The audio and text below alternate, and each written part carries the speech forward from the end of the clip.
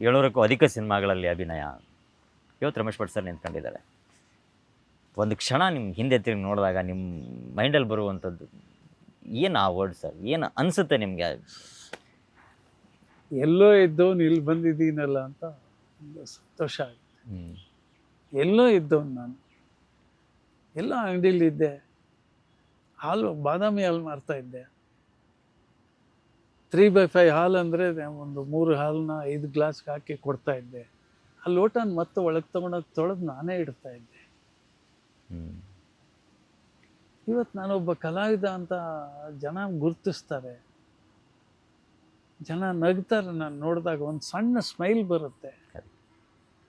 ಕೆಲವರು ಫೋಟೋ ತೆಕ್ಕೋತಾರೆ, ಕೆಲವರು ಕೈ ಮುಗಿತಾರೆ. ವಿಷ್ಣು ಅವ್ರನ್ನ ನೋಡಿಲ್ಲ, ನಿಮ್ಮನ್ನು ನೋಡ್ತಾ ಇದ್ದೀವಿ, ನೀವೇ ನಂಗೆ ವಿಷ್ಣು ಅಂತಾರೆ. ಶಂಕರ್ನಾಗ್ ನಾನು ನೋಡೇ ಇಲ್ಲ, ಸಿನಿಮಾಲ್ ನೋಡಿದ್ದಷ್ಟೇ, ನಿಮ್ಮನ್ನು ನೋಡಿದ್ರೆ ಅವ್ರು ನೋಡ್ದಂಗೆ ಆಗುತ್ತೆ ಅಂತಾರೆ. ನಾಗ್ ಬ್ರದರ್ಸ್ ಜೊತೆ ಸಿನಿಮಾ ಮಾಡಿದಾಗ ನೀವಿಬ್ಬರು ಅಣ್ಣ ತಮ್ಮನ ಥರ ಕಾಣಿಸ್ತೀರಾ ಅಂತಾರೆ. ಎಷ್ಟೋ ಜನ ನಾವೆಲ್ಲ ನಂಟರು ಅಂತ ಭಾವಿಸಿದ್ದಾರೆ.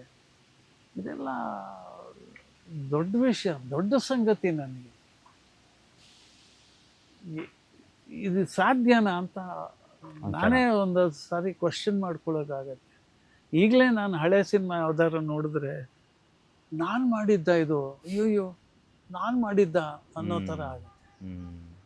ಮಿಂಚಿನ ಹೋಟಲ್ಲಿ ನಾನು ಕಾರಿಂದ ಇಳಿದು ಚುಟ್ಟ ಸೇದಿ ಒಂದು ರೌಂಡ್ ನೋಡಿದ್ರೆ ನನಗೆ ಆಶ್ಚರ್ಯ ಆಗುತ್ತೆ, ಇದು ನಾನು ಮಾಡಿದ್ನ ಅಂತ. ನಾನು ಬ್ಯಾಗ್ ಹಾಕ್ಕೊಂಡು ಪ್ರೊಡಕ್ಷನ್ ನೋಡ್ತಾ ಇದ್ದವನು, ಅದರಲ್ಲಿ ಪಾತ್ರ ಮಾಡಿಬಿಟ್ಟಿದ್ದೀನಿ. ಅಯ್ಯೋ ನಾನಾ ಇದು ಅನಿಸುತ್ತೆ ತುಂಬ ಕಡೆ.